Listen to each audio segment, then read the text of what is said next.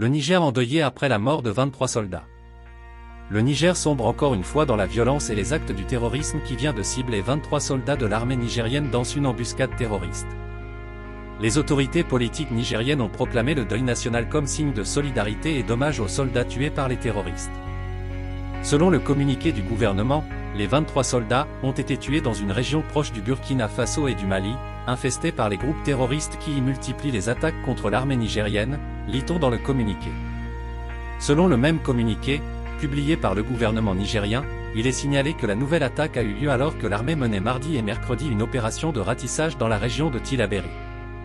Au cours de leur désengagement, une unité a été prise dans une embuscade complexe au cours de laquelle 23 soldats ont été tués et une trentaine de terroristes neutralisés, et d'ajouter l'objectif de rassurer les populations victimes des exactions des groupes armés terroristes, assassinats, viols, extorsion de fonds, vol de bétail, rappelle le communiqué du ministère de la Défense. La région de Tillabéri est connue comme étant le fief des groupes terroristes.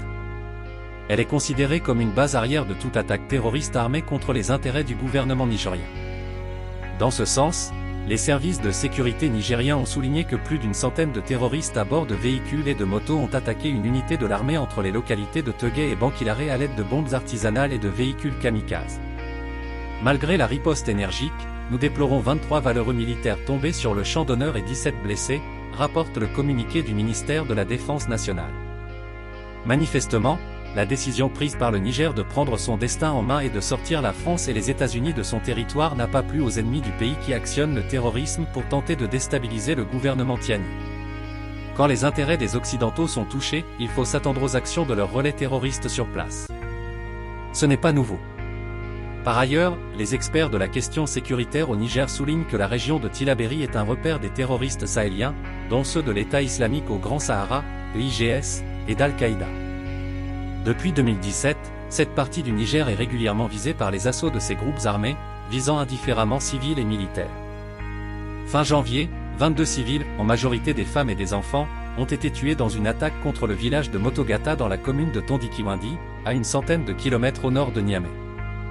De l'autre côté de ce grand pays sahélien, dans la région de Difa, sud-est, près du Nigeria, le Niger est également confronté aux attaques de Boko Haram et de l'État islamique en Afrique de l'Ouest, ISWAP, affirme-t-on. Le gouvernement en place à Niamey fait face à deux groupes terroristes dans la région de Tillabéri. Deux groupes armés les plus dangereux et les plus organisés, ouvertement soutenus par des puissances étrangères. À savoir l'État islamique au Grand Sahara, l'IGS, et d'Al-Qaïda Boko Haram et de l'État islamique en Afrique de l'Ouest, ISWAP.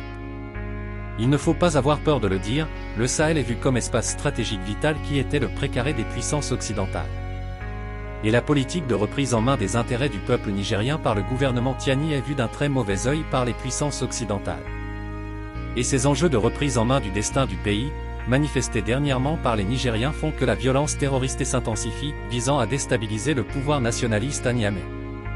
Il faut aussi rappeler que le Niger a également dénoncé avec effet immédiat l'accord de coopération militaire passé avec les États-Unis en 2012, affirmant que la présence américaine était illégale.